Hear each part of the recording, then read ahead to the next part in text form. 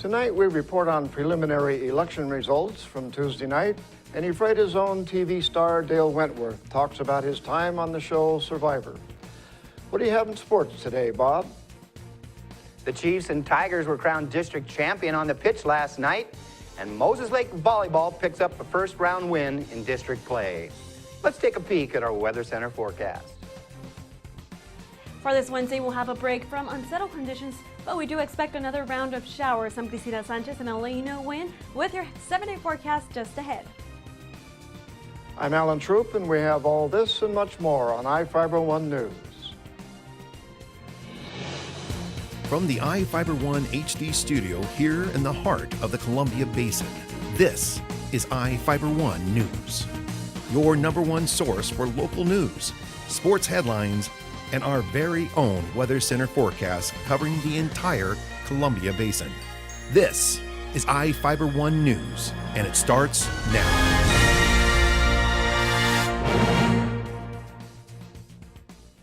A man will spend at least 7 years in prison after he had an inappropriate relationship with a 12-year-old girl. Pablo Juan Flores, a 26-year-old Othello resident, pleaded guilty in Grant County Superior Court to rape of a child in the 2nd degree. Juan Flores has no previous felony convictions and was sentenced to at least 7.5 years in prison. Juan Flores told the victim he wanted to have a relationship with her, and after a few weeks, he convinced the girl to have sex. The victim's mother learned about it after she questioned Juan Flores and the victim during a car ride and then reported it to police. About 15,000 ballots were counted in Grant County Tuesday night for the general election. Reporter Cameron Probert has more from the early results.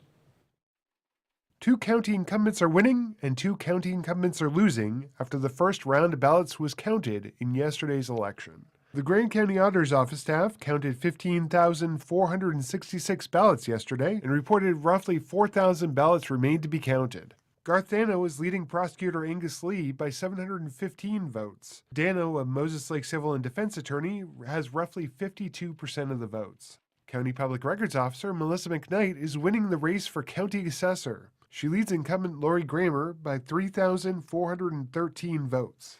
2 incumbents, Commissioner Cindy Carter and Treasurer Darrell Pheasant, are winning their races.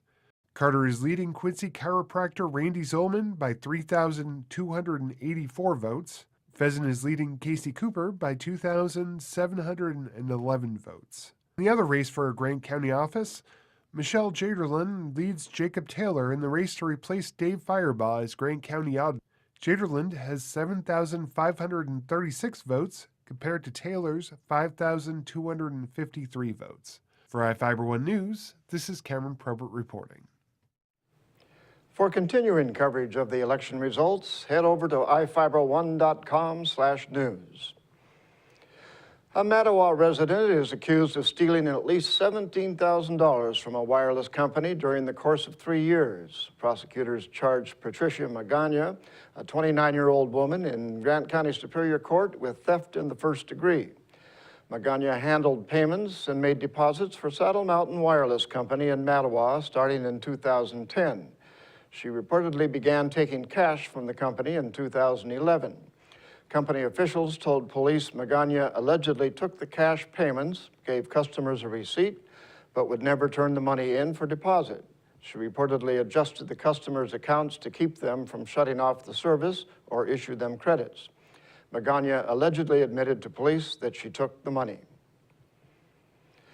The Road Brother Northwest Motorcycle Club will be collecting food for the Moses Lake Food Bank and cash to get meals for local families in need on Saturday, November 15th from 8 a.m. to 4 p.m. at the Moses Lake Walmart.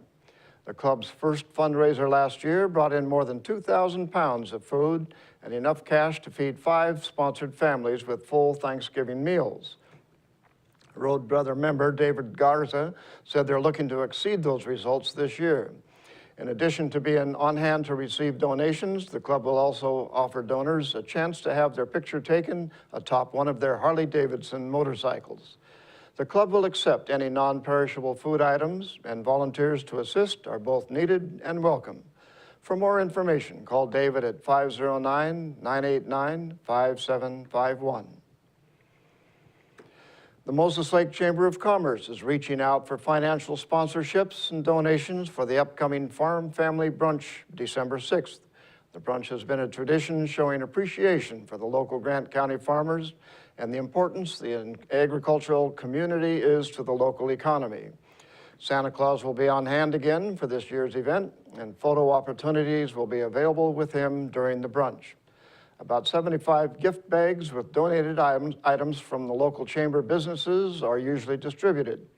Anyone with kid-friendly items or coupons that could be donated would be accepted. For more information, contact Lori Robbins at 509-765-7888, extension 100, or send an email to information@moseslake.com. And now we take a look at people being sought by law enforcement. This is Sheriff Tom Jones with the Grant County Sheriff's Office. Each of the people you see here have a warrant for their arrest. If you see any of these people, we ask you do not attempt to detain or apprehend them, but call us at 509-762-1160 or send us an email at crimetips@co.grant.wa.us. If the person is presenting a danger, call 911. With your help, we can bring these people to justice and make our community safer.